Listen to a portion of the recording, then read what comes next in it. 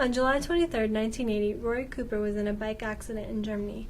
The accident left him with a thoracic spinal cord injury. I was a runner in the Army, and I had that interest to get to be active and to participate in sports again. While I was in rehab, I got exposed to wheelchair sports through the recreation therapist.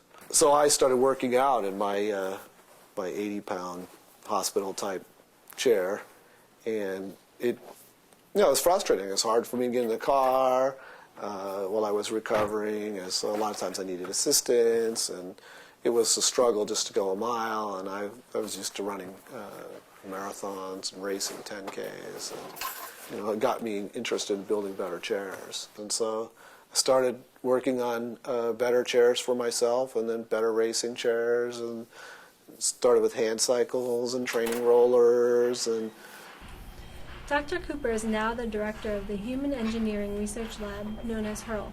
It is a joint program through the Department of Veterans Affairs, the University of Pittsburgh, and UPMC. Not only tilt it, but also do side to side, right? The overall mission of the Human Engineering Research Laboratories is to promote increased mobility and community participation and function of people with disabilities through advanced engineering research and clinical research and medical rehabilitation. My overall goal with HURL is to try to improve quality of life and participation for people with disabilities. I'm sort of committed to that as my professional, in large part of my personal life. I'm also a firm believer in working, and that through work, people with disabilities can be more empowered.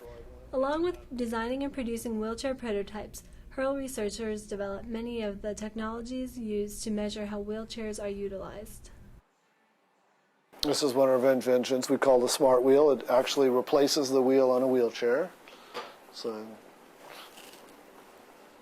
you take this wheel off, put the smart wheel on, and then you still push normally like you would, but in here is a computer that measures the forces that you apply to the hand rim, so how much you push downwards, forwards, inwards, and outwards, and how much you twist around each one of those axes.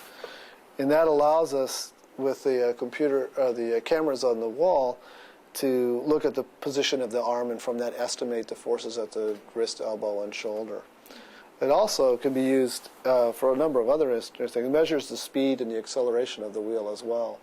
So you can use it to evaluate how hard it is to push over carpet or grass, or like if you're in a large convention center or hotel, the difference between sort of office-type carpet versus a plush carpet and how hard that is for a person to push over. I mean, I started HURL because I thought there needed to be a center that, or there was a potential to create a model center, go beyond sort of the traditional models of the rehabilitation engineering centers or the rehabilitation research centers, be involved in clinical practice, have engineers, clinicians, people with disabilities, social scientists, all working together.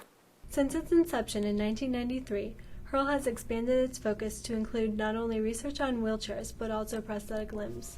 We're going to be testing prosthetic feet for people who want to stay on active duty, and we want to make sure that the feet will hold up to the rigorous standards we're running with, and potentially even being deployed back into combat in Iraq or Afghanistan.